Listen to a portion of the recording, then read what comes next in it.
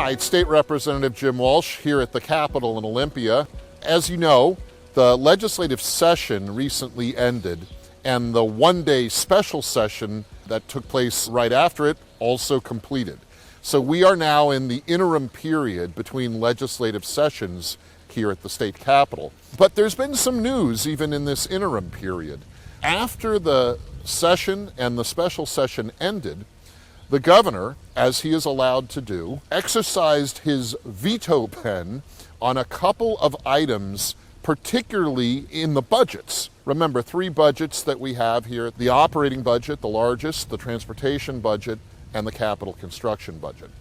Most of the attention on the vetoes that the governor issued have to do with a couple of items in the operating budget, the biggest of the three budgets. In that budget, there were two items in particular that the governor vetoed that have been in the news, caused a little controversy. Now, in our state, the governor doesn't have the line item veto that some governors have over budgets and bills. What the governor in this state has is what's called a section veto. The governor can't strike a single line or single word out of a bill or budget, but can strike a section, basically a paragraph or larger, out of a bill or a budget. And since the three budgets are, for technical purposes, big bills, very big, long bills, the governor will often find many things in a budget bill that he doesn't like and veto it. What happened this time with the recent operating budget, the two items of greatest interest were a veto the governor made of some funding to pay for advanced notice on certain housing projects, transitional housing, for people who have been living on McNeil Island. McNeil Island is an island in the Puget Sound where certain sex criminals and sex predators who have been either given a prison sentence or a mandatory psychiatric care have been housed on the island.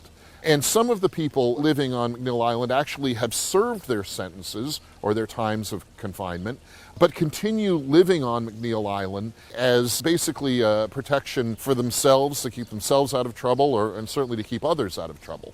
The current governor doesn't like how McNeil Island has been being used and has been in the process of depopulating it, moving the people on McNeil Island into community custody.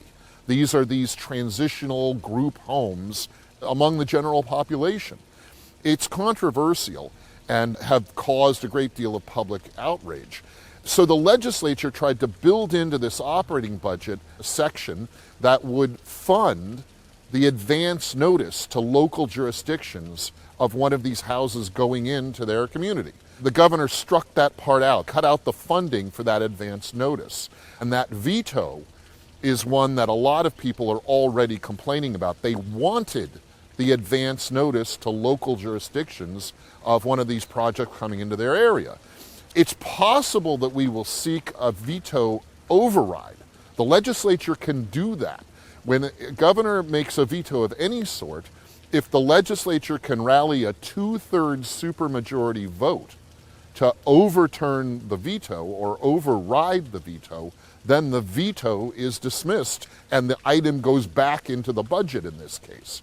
There may be some effort to do a veto override on that veto.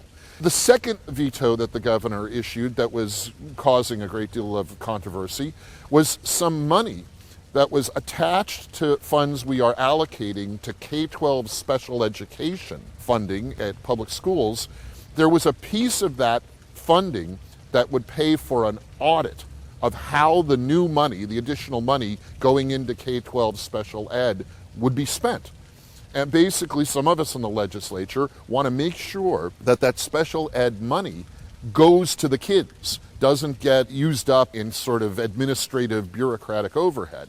So there was an extra item in there to pay for an audit of how that money is being spent. The governor vetoed the audit piece of it. Not the new money to special ed, that's still going there, but the audit. So these two vetoes are causing controversy. I am getting questions from people about the possibility of a legislative override. And while we're on the subject of vetoes and budgets and bills, I have gotten some questions about the so-called people's veto, or the referendum process in the state of Washington. In Washington, our referendum are separate of initiatives, although structurally they operate in a similar way. A referendum is a specific overturn of a piece of legislation, a bill or a budget, passed here in Olympia. The referendum process allows the people to voice their disagreement with that legislation and overturn it. Now, the referendum operates, it works kind of like a people's initiative. It has to be filed with the Secretary of State's office, reviewed by the code reviser here at the Capitol, and then it has to be put out for signatures. It has to gather at current about 200,000 signatures, so it's slightly fewer signatures than are required for an initiative. And then if those signatures are gathered, it then goes on the next general election ballot where the people get to vote. And if they vote to overturn the legislation, then that is the people's veto. That legislation is overturned. So that is a different process than the governor's veto and a legislative override of a governor's veto, but it is an option in public policy if the people really don't like a budget or a bill passed here in Olympia.